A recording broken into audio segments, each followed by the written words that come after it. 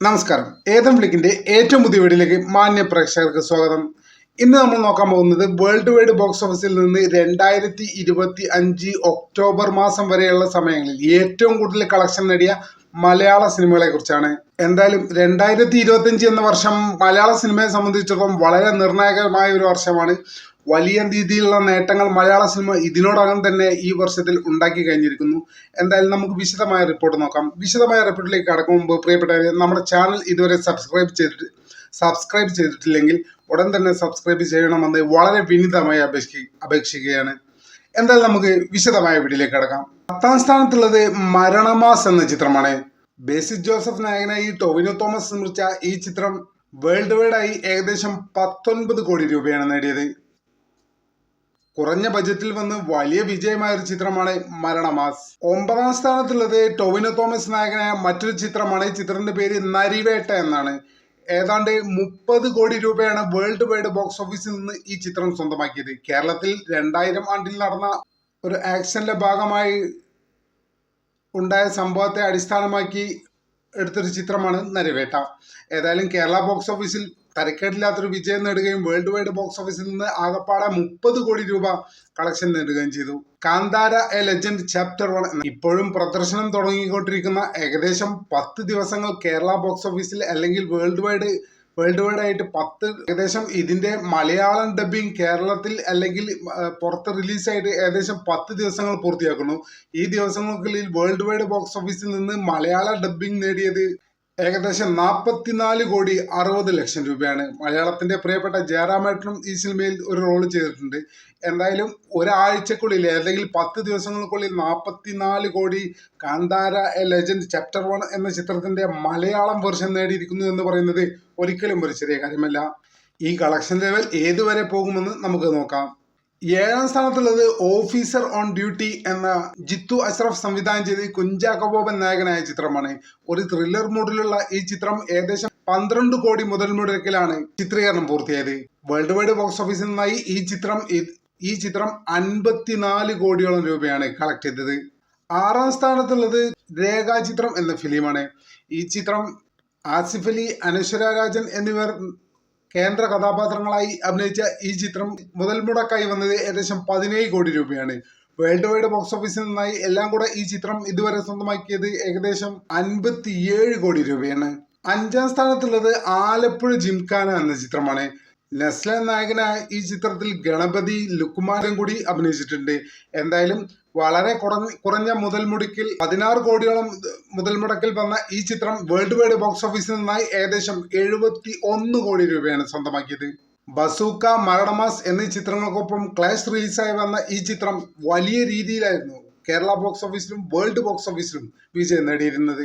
4ാം സ്ഥാനത്തുള്ളത് ഹൃദയപൂർവ്വം എന്ന ചിത്രമാണ്. എവർഗ്രീൻ കോംബോ ആയ സത്യനന്ദിക്കാട്, മോഹൻലാൽ കൂട്ടുകെട്ടിൽ വന്ന ഈ ചിത്രം ഏകദേശം 17 കോടി രൂപ മുതൽ മുടക്കിലായിരുന്നു ചിത്രീകരണം പൂർത്തിയാക്കിയത്.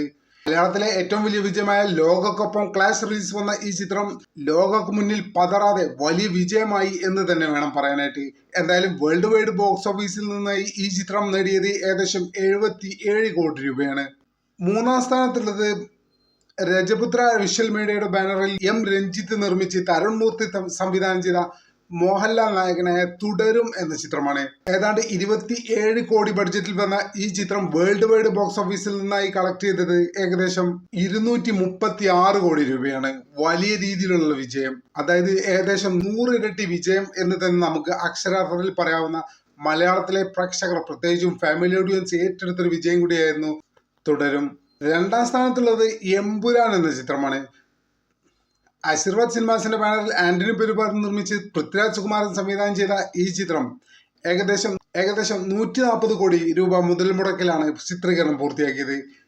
വേൾഡ് വൈഡ് ബോക്സ് ഓഫീസിൽ നിന്നായി ഈ ചിത്രം സ്വന്തമാക്കിയത് ഏകദേശം 267 കോടി രൂപയാണ്. മലയാളത്തിലെ ആദ്യത്തെ 200 കോടി ക്ലബ്ബ് ചിത്രമാണ് എമ്പുരാൻ.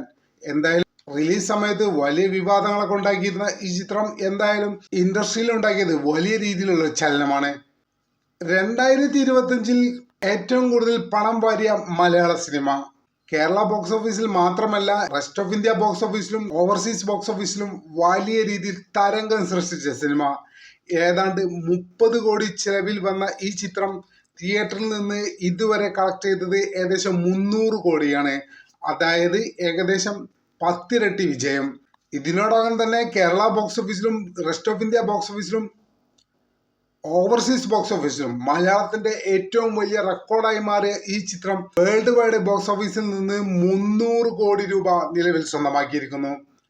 വലിയ താരങ്ങളൊന്നും ഇല്ലാതെ, സൂപ്പർ താരങ്ങളോ മെഗാ താരങ്ങളോ ഒന്നും ഇല്ലാതെ വന്ന ഈ ചിത്രം ഞെട്ടിപ്പിക്കുന്ന വിജയമാണ് കേരളത്തിലും മലയാള സിനിമാ ഫീൽഡിലും ഉണ്ടാക്കിയിട്ടുള്ളത്. എന്തായാലും മലയാളത്തിൽ ഏറ്റവും കൂടുതൽ ഫിനാൻഷ്യൽ കളക്ഷൻ നേടിയ ചിത്രം എന്നുള്ള റെക്കോർഡ് 2025 മാത്രമല്ല, നിലവിൽ ഹോൾ ഇൻഡസ്ട്രിയിൽ നിലവിൽ ഏറ്റവും കൂടുതൽ പണം വലിയ പടം ലോക ചാപ്റ്റർ 1 ചന്ദ്ര എന്ന ചിത്രമാണ്. വലിയ രീതിയിലുള്ള അത്ഭുതപ്പെടുത്തുന്ന വിജയമാണ് ഈ ചിത്രം ഇതിനോടകം മലയാളത്തിൽ ഉണ്ടാക്കിയിരിക്കുന്നത്. ഈ ചിത്രം മലയാളത്തിന്റെ ഒരു നാഴികക്കല്ലാണ്.